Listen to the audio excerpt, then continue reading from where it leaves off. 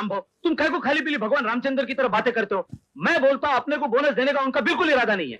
वो साला मैनेजर, उसके सामने बोनस की बात करो तो काटने को आता है। मैं बोलता हूं इसका जवाब देना पड़ेगा अपने को हड़ताल करनी पड़ेगी। ठहरो ठहरो, कैसी बात करते हो गणपत? हम मजदूरों के हर सवाल का जवाब हड़ताल ही है क्या? इन चलती हुई मशीनों को बंद कर दें। बिल्कुल, अपनी मांगे हासिल करने के लिए हम ये तरीका अपनाना ही पड़ेगा। बहुत घटिया और बेहुदा तरीका है। किसके खिलाफ हड़ताल करोगे? मैनेजर के खिलाफ? वो होता कौन है? इस मिल का मालिक है। वो भी हमारी तरह तनख्वाह पाने वाला मुलाजिम है। फर्क सिर्फ इतना है कि हम खाकी कपड़े पहनते हैं और वो सूट पहनता है। हाँ बाबा बरोबर है, लेकिन तुम्हारा वो सूट वाला बात करते रहे इतना भाव काहे को खाता है? इसलिए कि वो मिल मालिक का रिश्तेदार है और रिश्तेदार ही मजदूर और मालिक के बीच में रिश्ता बिगाड़ने की कोशिश करते हैं। एक आध दिन में फैक्ट्री की मालकिन हिंदुस्तान वापस लौट रही हैं। हम अपनी मांगे और जरूरतें उनके सामने पेश करेंगे। रवि, घुसना मोटी, घुस। आया फादर। हिलना नहीं मोटी, हिलना नहीं। मैं समझता हूँ 8:30 बज गए। चल जल्दी उठ। अरे सोने दो फादर, वो क्या है कि रात को मजदूरों के साथ मीटिंग थी कंपनी में, उसमें मैं बहुत लेट हो गया। मैं हाँ वो मुझे मालूम है, लेकिन मैं समझता हूँ 9 बजे जहाज आता है। कौन सा जहाज? जिसके घर में हम रहते हैं, जिसके स्वर्गीय पिता की फैक्ट्री में तू मैनेजर है, तेरे दूर के चाचा की बेटी और मेरे दूर के रिश्ते की भांजी आज वो बरसों बाद अमेरिका से लौट रही है। तुझे जरा भी फिक्र नहीं उसकी? आप नीचे जाके बैठो ना, मुझे तैयार होना है।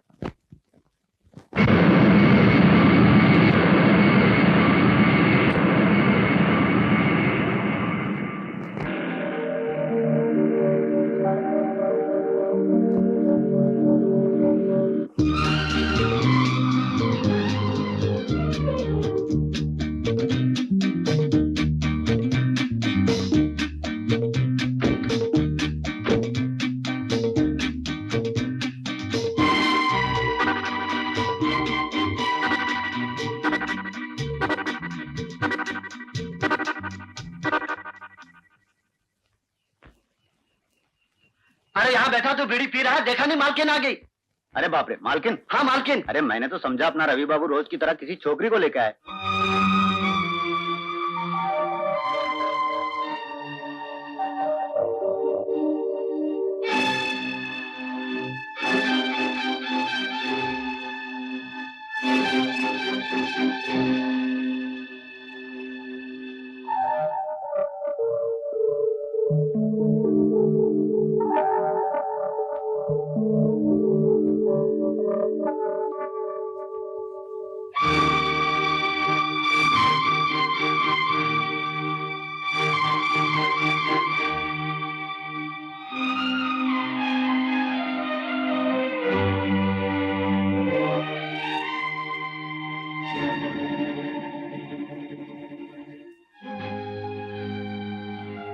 आइए।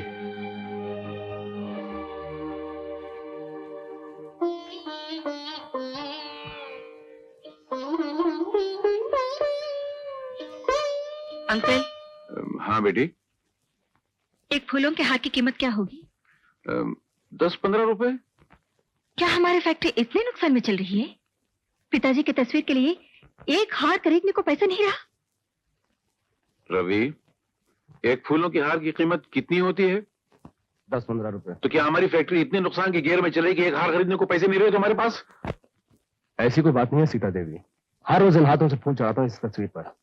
लेकिन तुम्हारे आने की खुशी में 3 दिन पहले मैं बालाजी के मंदिर गया था। उस वक्त ये काम मैंने नौकरों को सुपुर्द कर दिया था। काम मर गए सब। शंकर, शंभू, टीटा टोली सब आओ इधर। तुम लोगों की वजह से क्या कुछ सुनना पड़ता है मुझे?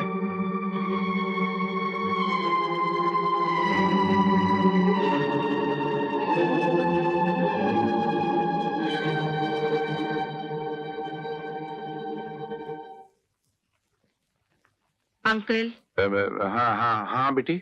मुझे ये गंदगी बिल्कुल पसंद नहीं है। मुझे इस घर में साफ सफाई और डिसिप्लिन चाहिए। आज के बाद सब नौकर साफ सुथरे और यूनिफॉर्म पहने हुए चाहिए। अच्छा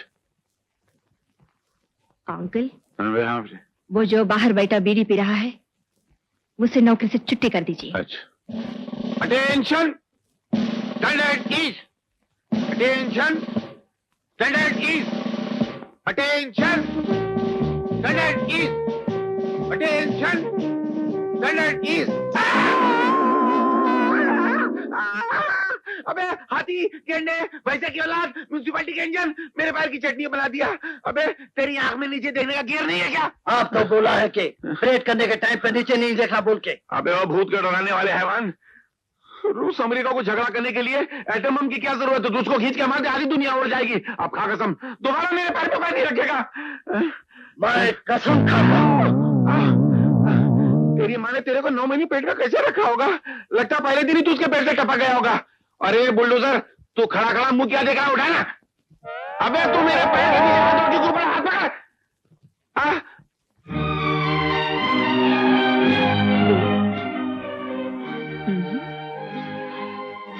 वेरी गुड। अंकल कहाँ है? मैं पूछती हूँ अंकल कहाँ है? बदतमीजों, मैं तुम लोगों से बात कर रही हूँ और तुम लोग खामोश क्यों खड़े हो? हमसे कहा गया है कि आप जब आए तो हम अपना मुंह बंद रखें, अपना मुंह बंद अबे रखें। खच्चर की औलादो, मैंने खामोश रहने को कहा है, सवाल का जवाब देने को मना थोड़ी किया है। तुम लोग के दिमाग का गेयर है या टूट के बाहर गिर गया है? तुम हंस क्यों रही हो? अंकल, ये यूनिफॉर्म क्यों पहन रखा है? बेटी तुमने कहा था ना घर के सभी लोगों को यूनिफॉर्म पहनना चाहिए, तो मैंने भी पहन लिया। ओहो, मेरा मतलब था घर के नौकरों को पहनना चाहिए। जाइए यूनिफॉर्म चेंज करके आइए। क्यों, मुझे नौकरी से निकाल दिया? छे, कैसे बातें करते हैं अंकल? आप नौकर थोड़ी हैं, आप तो मालिक हैं। जाइए कपड़े चेंज करके आइए।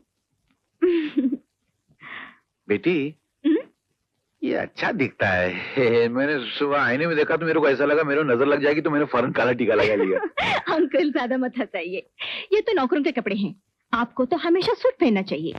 सूट? नहीं नहीं, सूट मुझे सूट नहीं करता है, मेरा गियर बदल जाता है उसमें। इसमें शर्म की क्या बात है? जब भी मैं मीटिंग या कॉन्फ्रेंस में जाऊंगी तो आप मेरे साथ आएंगे, और वो भी सूट पहनकर।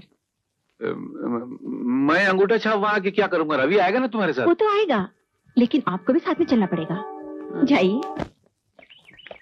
क्यों राम बाबू, मालकिन को माला पहनाने जा रहे हो? जाओ जाओ, तुम लोग उसके गले में माला पहनाओ और वो तुम्हारे गले में फांसी का फंदा पहनाएगा। मैडम, यस, फैक्ट्री के मजदूर आपसे मिलने आए हैं। उनसे कहो मैं अभी आती हूँ। जी अच्छा।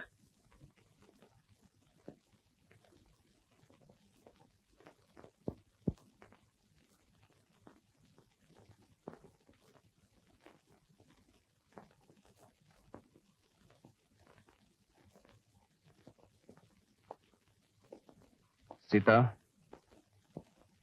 मैं तुम्हारे पिता को कभी भुला नहीं सकता। उनके एहसानों तले मेरा रोम रोम दबा हुआ है।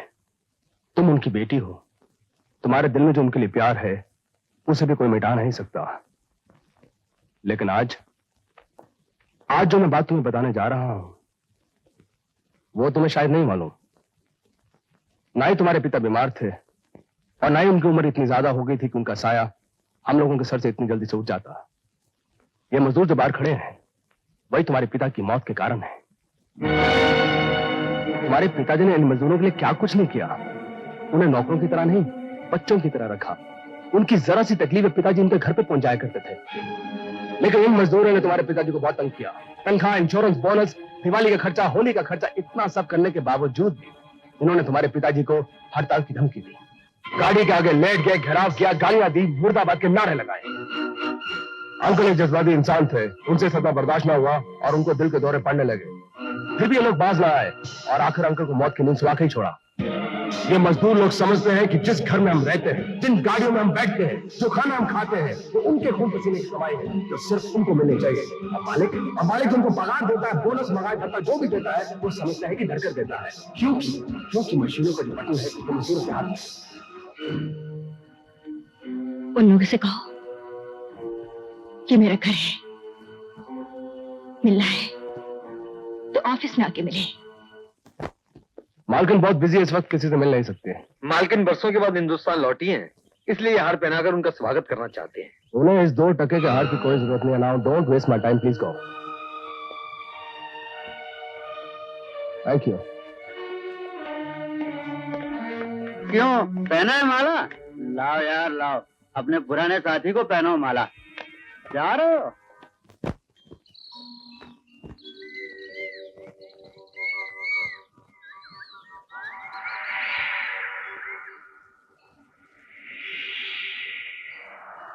वाह, बहुत अच्छा गाते हैं आप। शुक्रिया। बस यही कुछ गुनगुना लिया करता हूँ। ये कविता किसकी लिखी हुई है? ऐसे ही जब दिल पर कोई बात असर कर जाती है तो कुछ उल्टा सीधा लिख लिया करता हूँ। मतलब आपने लिखी है? बहुत अच्छा लिखते हैं आप और गाते भी अच्छे हैं। लगता है आपको संगीत से बहुत लगाव है। कौन है जिसे संगीत से लगाव नहीं होगा?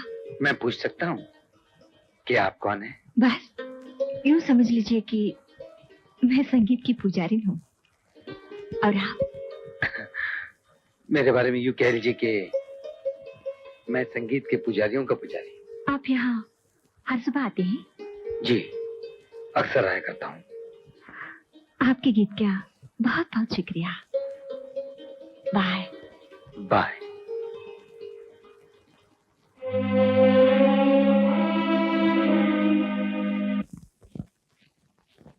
सीता, उन मजदूरों को मैं क्या जवाब दूं जो बाहर तुम्हारा इंतजार कर रहे हैं? मिस्टर रवि, या आप यहाँ मैनेजर हैं या और ये फैक्ट्री के मालिक का ऑफिस है। जी।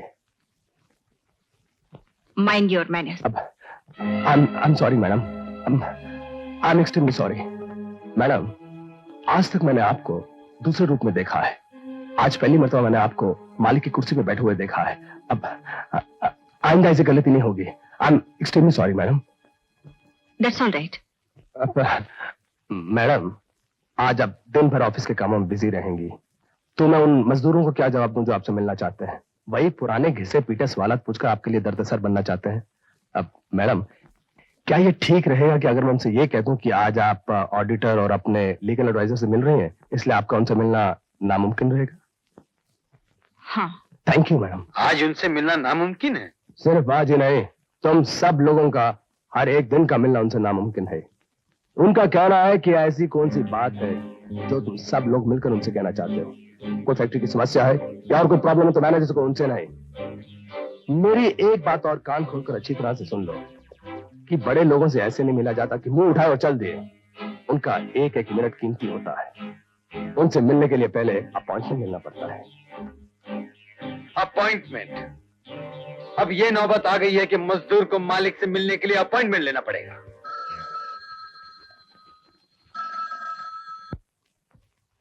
हेलो, क्या मैं सीता देवी से बात कर सकता हूँ? स्पीकिंग। नमस्ते, मैं आपकी फैक्ट्री की मजदूर यूनियन का लीडर बोल रहा हूँ। यस। हमसे कहा गया है कि आपसे मिलना हो तो पहले अपॉइंटमेंट लेना जरूरी है। Of course. तो मैंने आपको उसी अपॉइंटमेंट के सिलसिले में फोन किया है कि आप मुलाकात के लिए कौन सा वक्त दे सकती हैं? अभी मुझे पता नहीं, बाद में मालूम कर लीजिएगा। बाद में यानी कब मैडम? इस अपॉइंटमेंट के लिए जो अपॉइंटमेंट लेना होगा, उस अपॉइंटमेंट के लिए कब फोन करूं ये तो बता दीजिए। Shut up. तुम्हें बात करने की तमीज है या नहीं? जी नहीं, हम मजदूरों के पास तमीज कहां से आ सकती है? हमारी तमीज तो हमारे पसीने के साथ बहकर मशीनों में पिस जाती है। तमीज तो सिर्फ आप जैसों के पास होती है, क्योंकि air condition car, air condition घर और एयर कंडीशन ऑफिस में बैठती है ना, पसीना बहने नहीं पाता और तमीज खत्म होने नहीं पाती। तुम्हें कुछ होश है? क्या बकवास कर रही हो तुम? जी हाँ मैडम, मैं बिल्कुल होश में हूँ और अच्छी तरह समझ रहा हूँ कि मैं क्या कह रहा हूँ, और वही आपको समझाना चाहता हूँ कि मजदूर और मालिक का रिश्ता ऐसा होता है जैसे आत्मा का शरीर से। अगर आत्मा और शरीर के बीच अपॉइंटमेंट की दीवार खड़ी कर दी गई तो जिंदगी को डिसअपॉइंटमेंट का मुंह देखना पड़ जाएगा। बकवास बंद करो और अपनी जुबान को लगाम दो। तुम लोगों को मुझसे मिलने की, मुझे फोन करने की कोई जरूरत नहीं।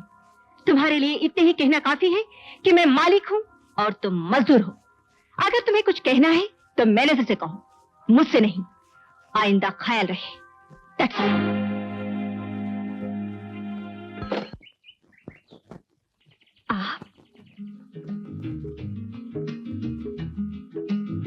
आप तो बहुत अच्छा गाती हैं। गीत तो आपका है, मैं तो सिर्फ गुनगुना रही थी। गीत किसी का भी हो, उससे क्या होता है? गीत को सुंदर गला मिल जाए तो उसकी किस्मत चमक उठती है। जी नहीं, बल्कि गीत अच्छा हो तो बेसुरी आवाज भी अच्छी लगती है। भगवान ने एक साथ कई खूबियों का मालिक बनाया है आपको। सुंदर बनाया, सुंदर आवाज दी, बोलने का इतना अच्छा अंदाज दिया और साथ में इतनी अच्छी याददाश्त भी दी। एक बार मेरा गीत सुना और याद हो गया। याद नहीं हुआ, बल्कि दिल में छप कर रह गया है। मैं लाख बुलाने की कोशिश करूं, मगर बुला नहीं पाती। किसे? मुझे या मेरे गीत को?